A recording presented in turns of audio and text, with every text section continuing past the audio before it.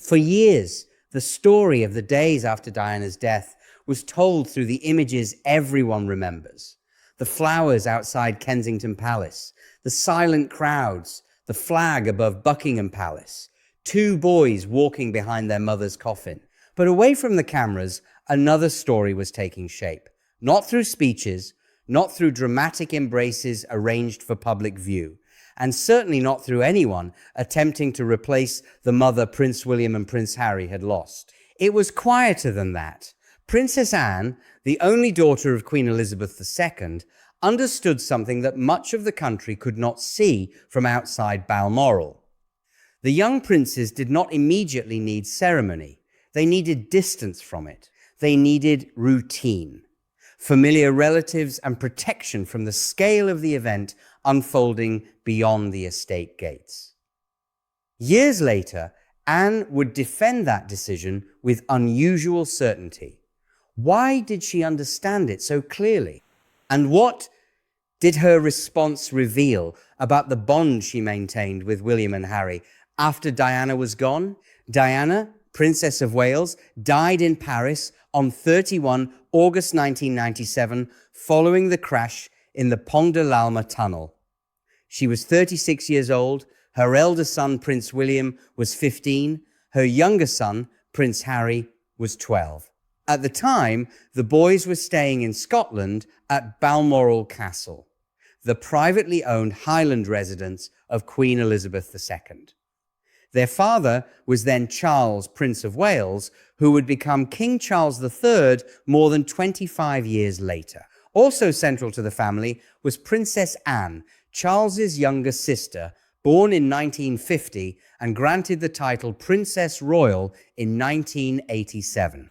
The distinctions matter because the public story of Diana's death quickly became crowded with different branches of the family. Charles Spencer, Diana's younger brother, was preparing to deliver the address that would define the funeral. King Charles III, still Prince Charles in 1997, was confronting the task of telling his sons that their mother had died. Queen Elizabeth II was simultaneously a sovereign facing a national crisis and a grandmother standing beside two bereaved children. Princess Anne occupied a different position. She was neither the monarch nor the boy's surviving parent. She was not Diana's sister. She was not responsible for planning the funeral or speaking for Diana's blood family. Anne was their paternal aunt, 47 years old at the time, and already known for a manner that placed function before display. That position left her close enough to understand the family's internal pressures, but far enough from the central conflict to observe what William and Harry actually needed. The atmosphere outside Balmoral was almost impossible to reconcile with the atmosphere within it. Across Britain, people were gathering in numbers that the royal household had not anticipated. Thousands of bouquets appeared outside royal residences. Television schedules were cleared, news programs ran continuously. The country was not simply reacting to the death of a former princess. It was attempting to understand how a woman of 36, one of the most photographed people in the world, could disappear in a single night. Inside the estate, two children were confronting something far more direct. They had lost their mother. That difference would become essential to Anne's later account. The nation was entitled to grieve, but the nation's grief could not be allowed to consume the sons at the center of it. William and Harry were not symbols first. They were boys first. Queen Elizabeth II remained at Balmoral with the family during the initial days after the death. That decision produced intense criticism. Newspapers asked why the royal family had not returned to London. Commentators focused on the absence of a public statement and the position of the flag at Buckingham Palace. The silence was interpreted by many as emotional distance. But silence inside a grieving family does not always mean indifference. Sometimes it means adults are trying to prevent children from being overwhelmed. On 5 September, Queen Elizabeth II addressed the nation from Buckingham Palace. She spoke both as sovereign and as grandmother. She paid tribute to Diana's warmth, energy, and devotion to her sons. She also stated plainly that the family had been trying at Balmoral to help William and Harry come to terms with the loss. The address helped repair the breach between palace and public, yet it left one question largely unanswered. What exactly did Balmoral give those boys that London could not? The answer begins with structure. Balmoral is not simply one castle surrounded by empty land. The wider estate covers tens of thousands of acres in Aberdeenshire and has long served as the royal family's most private seasonal refuge. Life there has traditionally followed recognizable rhythms: meals, walks, outdoor activity, church at nearby Crathie Kirk, and time divided among relatives who know the routines without requiring them to be explained. In the days after Diana's death, those ordinary patterns became a kind of protective frame. Royal biographer Tina Brown later described Queen Elizabeth II as determined to remain with her grandsons while the family rallied around them. Whatever disagreements existed about the public response, the purpose inside Balmoral was more immediate. William and Harry were to be given space before facing the millions of people mourning their mother. Princess Anne later offered one of the clearest royal defenses of that choice.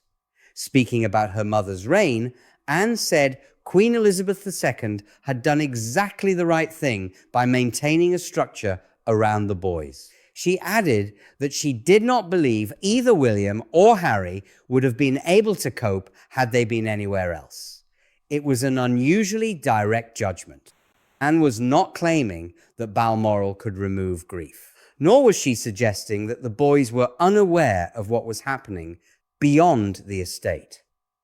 Television, telephone calls, newspapers, and the behavior of the adults around them would have made the scale of the event impossible to conceal completely. Her point was that there is a difference between knowing the world is watching and being physically placed before that world. At Balmoral, William and Harry could experience the first shock of bereavement among relatives rather than among broadcasters. They could walk without passing banks of photographers. They could sit at a table without every expression becoming a headline. They could have periods in which no public performance was required. Princess Anne understood the value of that boundary because she had lived within the royal family's public-private divide since birth. She was 2 years old when her mother became queen in February 1952. By adulthood, Anne had watched constitutional duty reshape family occasions, holidays, and private grief. She began carrying out public engagements at 18. By the time Diana died, she had spent almost 3 decades performing duties under sustained scrutiny. She also knew what public danger felt like. In March 1974, a gunman attempted to abduct her on the Mall after forcing the royal car to stop. Anne was 23. Her protection officer, chauffeur, and others were shot or injured during the confrontation. Her response became famous for its composure, but the incident demonstrated something deeper. Royal status could turn an individual's private fear into a national spectacle within minutes. That experience did not make Anne unemotional. It made her suspicious of the idea that visible emotion is the only genuine kind. This helps explain why her relationship with William and Harry has often been overlooked. It does not produce many dramatic photographs. Anne is not known for giving interviews about private conversations with her nephews. She has never constructed a public identity around being their confidant. The absence of such claims is important. A quieter relationship can be built through predictability rather than disclosure. It can exist in the knowledge that one relative will not exploit a vulnerable moment, will not speak unnecessarily, and will not demand a performance of closeness for the cameras. Anne's defense of the Balmoral decision suggests that she viewed protecting William and Harry from immediate exposure not as a failure of duty, but as a form of duty itself. That distinction reframes the criticism of the week. The family was accused of hiding from grief. Anne's interpretation was almost the reverse.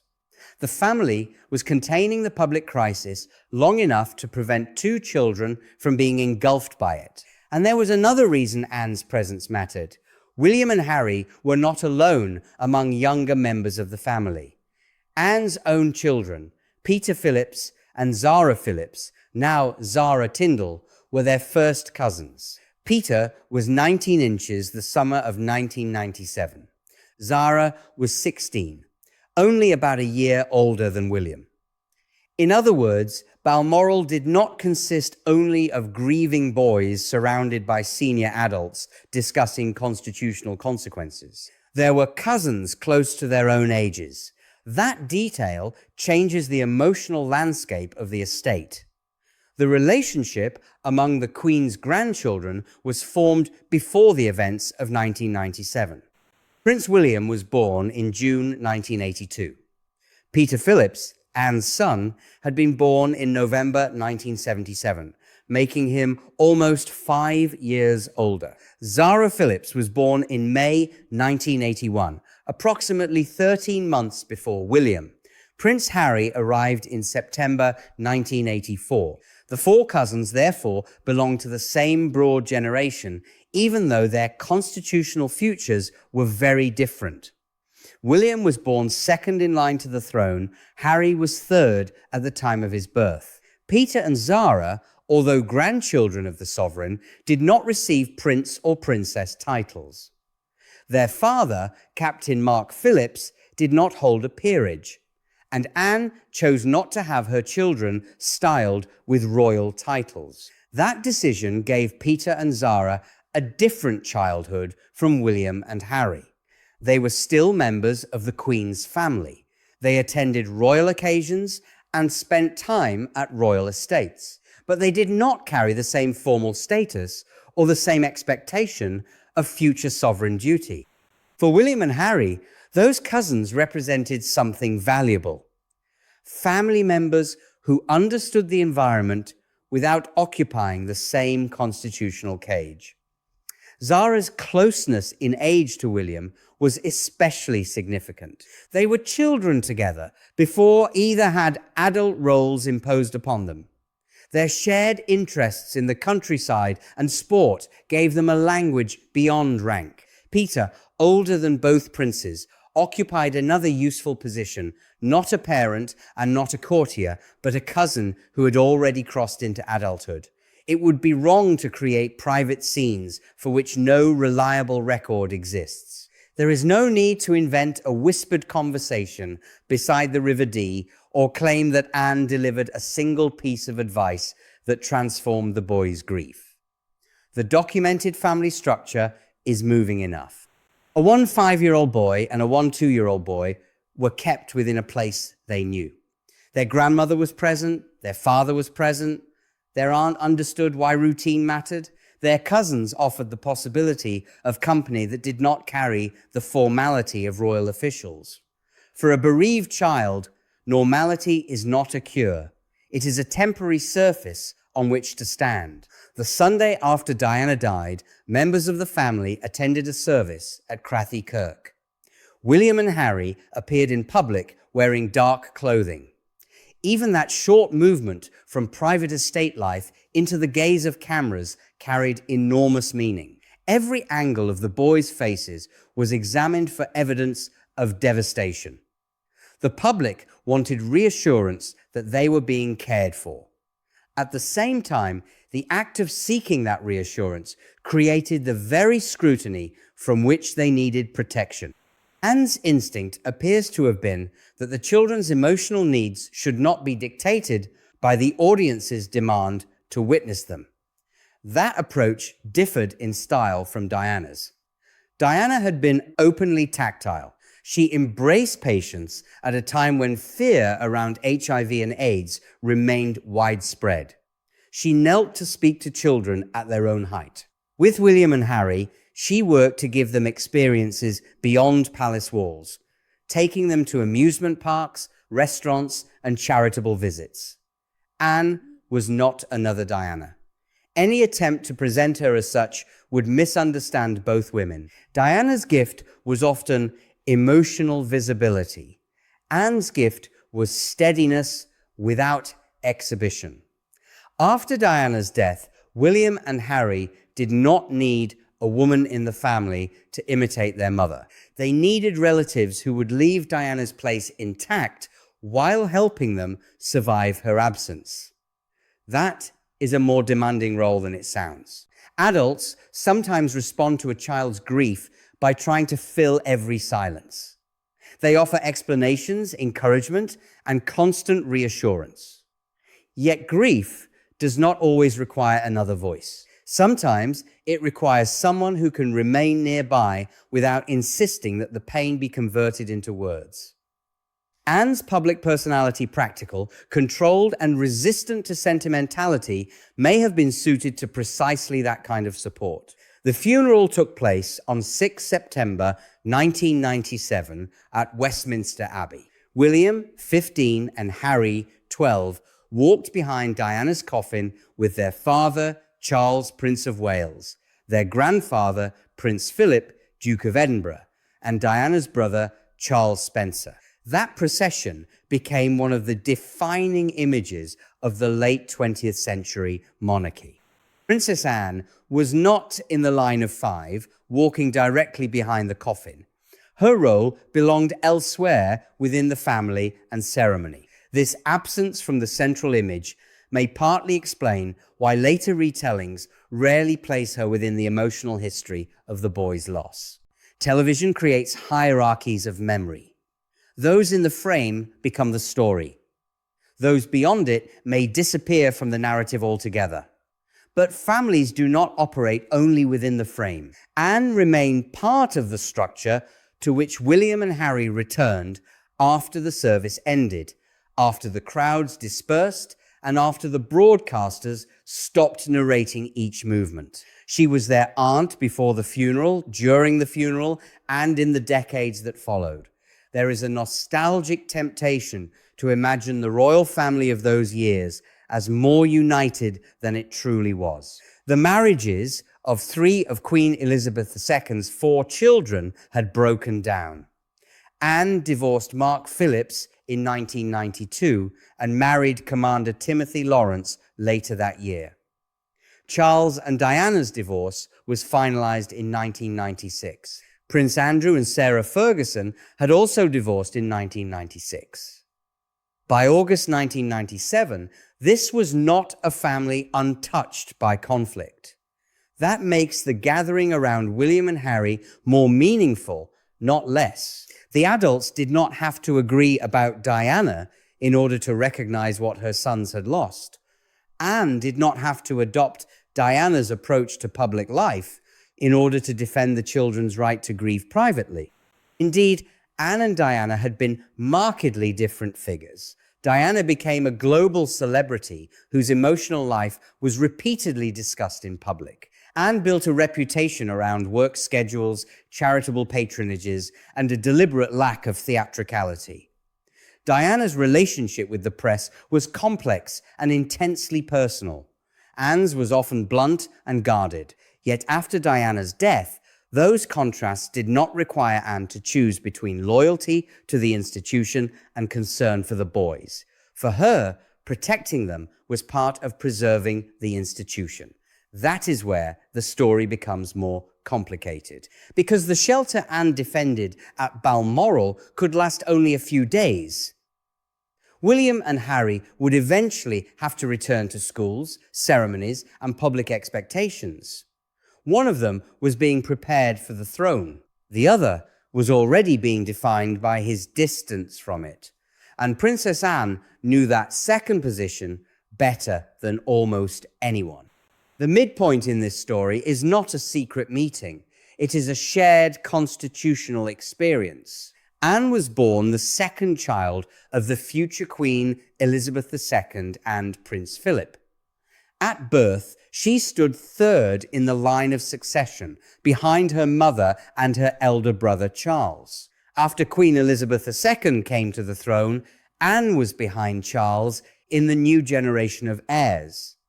But the succession law then gave preference to younger sons over elder daughters. When Prince Andrew was born in 1960, he moved ahead of Anne. Prince Edward, born in 1964, also moved ahead of her. Anne knew what it meant to begin near the center of the monarchy and then watched the line reorganize around male heirs. Her circumstances were not the same as Harry's. She was the sovereign's daughter, not the heir's second son. She did not grow up under the same media conditions, and she did not serve in the armed forces as Harry later would. Still, she understood the psychology of being central to the family while peripheral to the final destination. William's path was defined. However demanding it became, its direction was clear. Harry's was less certain. He would be expected to support the crown, attract public attention, and remain available for service, all while knowing that the institution's primary resources and long-term planning would center on William. Anne had built an answer to that problem. She did not attempt to compete with Charles for constitutional significance. Instead, she created a public role through volume, endurance, and consistency. Her work with organizations, including Save the Children, extended across decades. Her calendar became one of the busiest in the royal family. The apparent lack of glamour became part of her credibility. For William, Anne offered an example of institutional loyalty without constant commentary. For Harry, she offered something different, proof that the person outside the direct line could still construct a serious identity through service. This does not mean Harry copied her path. His adult choices eventually moved in another direction. Nor does it mean Anne privately instructed him to become a version of herself. The connection is subtler. Anne embodied one possible solution to the problem the brothers inherited after Diana's death. William could not escape the future attached to his birth. Harry could not build an entire life merely around being William's younger brother. Their aunt had spent decades demonstrating that royal value did not have to depend on proximity to the throne. The bond, then, was not only emotional, it was structural. As William and Harry grew older, the contrast between their paths became increasingly visible. Prince William attended the University of St Andrews, where he met Catherine Middleton. He later trained at the Royal Military Academy, Sandhurst, and served in the armed forces before becoming a full-time working royal. His marriage to Catherine in April 2011 drew a global audience, and the birth of Prince George in July 2013 shifted Harry one place further from the throne. Prince Harry also trained at Sandhurst and served for a decade in the British Army. He undertook 2 deployments to Afghanistan and later founded the Invictus Games, first held in London in 2014. Both brothers found forms of public service. Both carried Diana's influence into charitable work. But their relationship with the institution developed differently. Anne's position within those developments remained characteristically understated. She appeared at family ceremonies, carried out engagements alongside other senior royals, and maintained relationships across generations. She did not publicly arbitrate disagreements between her nephews. When tensions between William and Harry became part of the international news cycle, Anne did not turn her family role into a platform for commentary. That restraint was consistent with the kind of bond visible after 1997. Not intervention for the sake of being seen to intervene. Not public declarations of whom she supported. Not emotional language offered to satisfy an audience. Continuity. After Queen Elizabeth II died at Balmoral on 8 September 2022, Anne again became associated with a form of quiet family duty. She accompanied her mother's coffin on the journey from Scotland and remained present during the ceremonies that followed. William and Harry, now men in their late 30s and early 40s, walked once more in processions shaped by public grief. The echoes of 1997 were unavoidable. At Westminster Hall, at Windsor, and during the funeral of Queen Elizabeth II, the brothers were again observed for every gesture. Commentators searched for signs of reconciliation, tension, or shared feeling. Their grief became evidence in a larger public argument about the family. Anne's response to her mother's death offered the same lesson she had defended after Diana's. There are moments when duty requires visibility. There are also parts of grief that do not belong to the crowd. In the years after Diana's death, other members of the family affected William and Harry in distinct ways. King Charles III, their father, carried the immediate parental responsibility. Prince Philip offered a model of service and, according to accounts of the funeral arrangements, helped support the boys through the decision to join the procession. Queen Elizabeth II provided the institutional and familial center. Charles Spencer preserved the Spencer family's connection to Diana and delivered the funeral address heard around the world. Anne's contribution was less easily summarized because it did not depend on one public act. Her daughter, Zara Tindall, remained closely connected to both cousins through family occasions and a shared familiarity with life around the royal family. Peter Phillips also occupied a trusted place within the wider group of grandchildren. These relationships meant Anne's branch of the family could offer William and Harry something different from court life: royal understanding without the same direct struggle over the crown. This mattered as William formed his own household. William and Catherine's children, Prince George, Princess Charlotte, and Prince Louis, were born into a monarchy transformed by the experiences of the previous generation. William has spoken about the impact of losing his mother and the difficulty of processing grief at 15. Harry has described the disorientation that followed Diana's death and the consequences of suppressing emotion for years. Their accounts make one point unmistakable: no family arrangement at Balmoral could eliminate the trauma. The protection Anne praised was not a complete answer. It was an emergency response to the first days of an irreversible loss. That distinction strengthens her argument. She did not say the boys had been healed. She said they might not have coped had they been taken elsewhere during that immediate period. Elsewhere meant London. It meant palace gates covered in flowers. It meant people calling Diana's name. It meant cameras recording whether William lowered his eyes and whether Harry looked confused. It meant two children being asked, without words, to validate the grief of adults they had never met. The public mourning was sincere. So was the need to delay the boys' exposure to it. Anne recognized both truths without pretending they were easy to reconcile. That capacity to accept duty while refusing unnecessary theatre would become increasingly valuable as the monarchy entered the 21st century. King Charles III's accession in September 2022 moved William into the position of heir apparent. Catherine became Princess of Wales, the title most closely associated in modern memory with Diana. Harry, having stepped back from duties as a senior working royal in 2020, was living in California with Meghan, Duchess of Sussex, and their children. The brothers were geographically and institutionally separated. Anne remained where she had long been, working within the monarchy, supporting the sovereign and saying little about private disputes.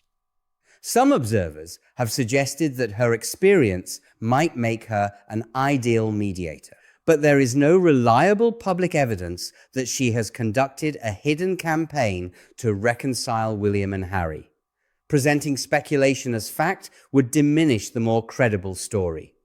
Her importance does not depend on solving their conflict. It depends on representing something that both brothers once shared.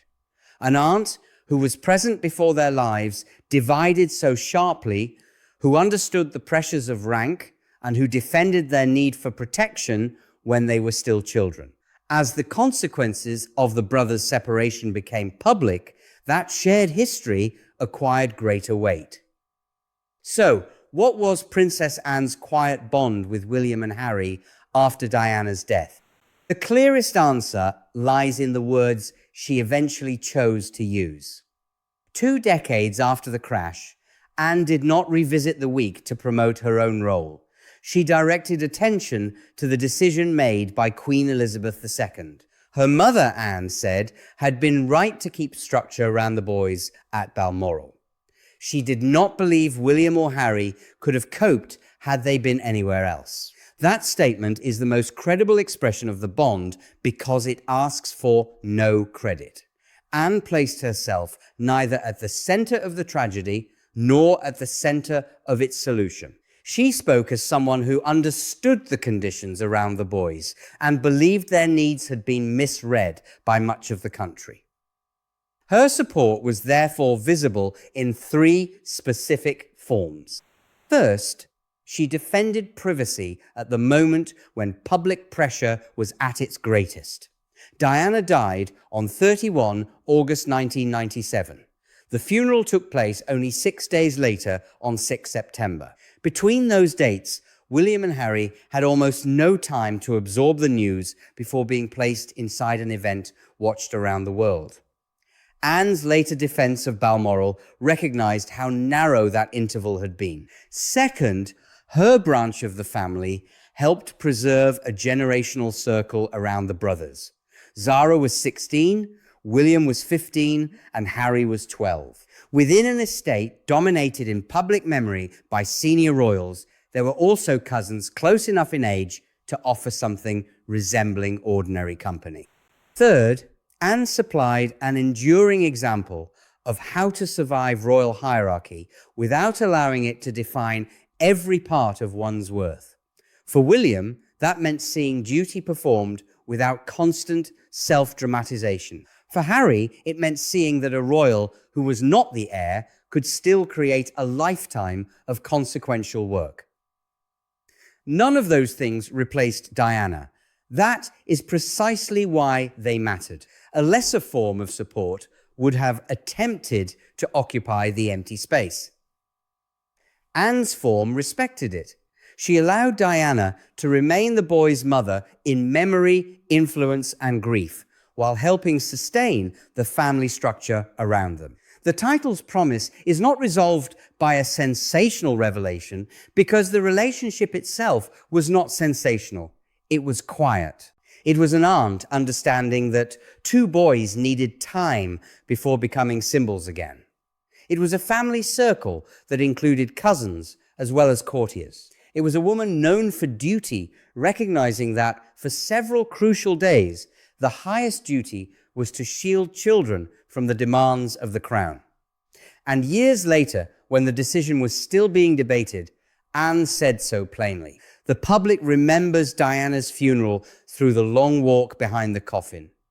William beside Harry, their father beside them. Prince Philip and Charles Spencer completing the line. Princess Anne's place in the story was never defined by that photograph.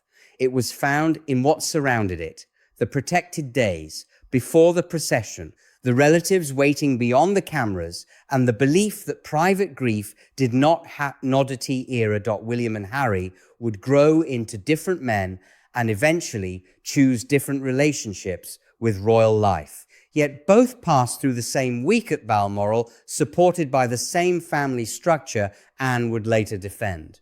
Perhaps that is her quietest legacy within their story. She did not try to become indispensable, she remained dependable. And in a family where every public gesture can be enlarged, interpreted, and disputed, dependability may be one of the rarest forms of affection.